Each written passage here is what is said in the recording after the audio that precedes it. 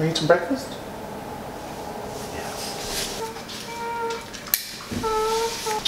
Do you want some strawberries? How about some blueberries? Or some blackberries?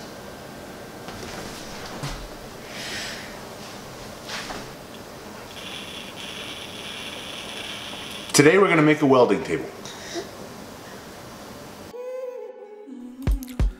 I had wanted to make a dedicated welding table for a long time. I called up a buddy who works at the salvage yard to see what they had in steel.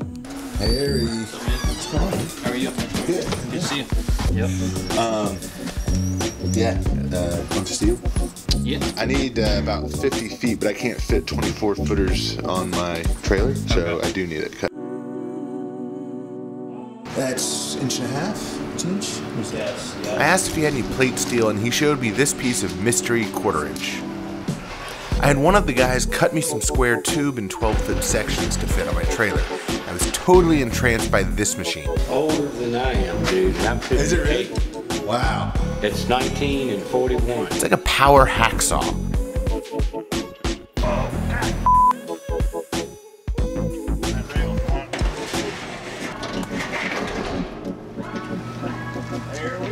We loaded up the trailer and the mystery steel weighed in at about 260 pounds, estimated with a steel weight calculator I found online.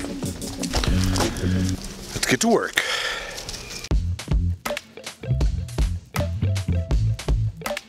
I also picked up a piece of 1-inch angle to use as a guide for the grinder. A quick tip for checking for square is to use the 3-4-5 method.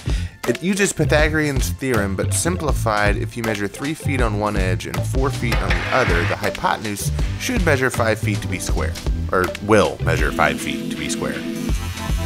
Once I started cutting, I was totally shocked at how hard this steel was. Since it didn't have a pedigree, I had no idea what I was cutting, but it didn't want to cut or grind. It took me an hour and a half to make 2 cuts. A couple of forums I checked into suggested it might be AR-500 steel, which they make ballistic targets out of. If that's true, this table is literally going to be bulletproof. I don't have a metal cutting bandsaw or a cutoff saw, but I wanted the frame pieces to be relatively square. I had this cruddy old miter saw that I threw an abrasive wheel in, and it sufficed.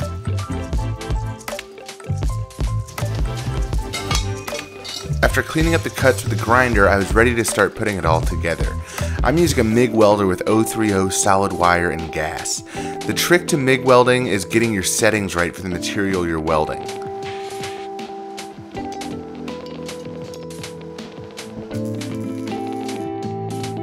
I made sure everything was square, then tacked all the corners, then went back and ran full beads on the joints.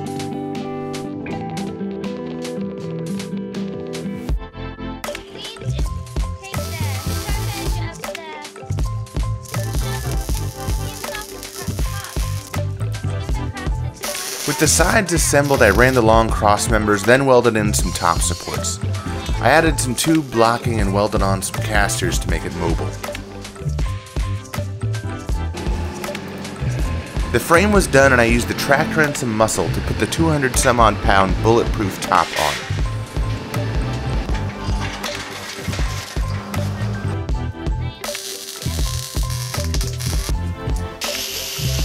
Then I cleaned the top up a little and dressed the edges so I didn't cut myself.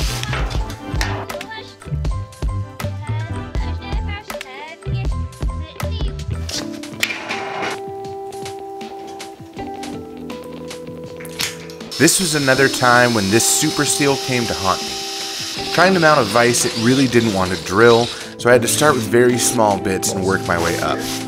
A glutton for punishment, I tried to tap the holes. With the appropriate sized hole, it would not tap. So I stepped up to the next size hole.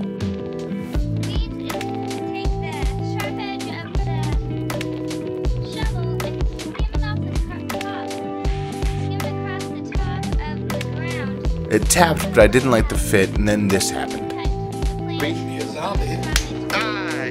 I broke the tap. I ended up just making through holes and using nuts on the underside. Anvil on my table? Nice. So, I see this project as being an evolving one. I added a spot to hang an angle grinder. I imagine I'll add a MIG gun holder. and I plan to put a light over the table and a fire extinguisher on one of the legs. Who knows, maybe I'll put a chest under it, I'm not sure, but I love the fact that it will grow with my metalworking skill level. If you liked this video, consider subscribing. If you loved it, consider sharing it with a friend. Thanks for watching.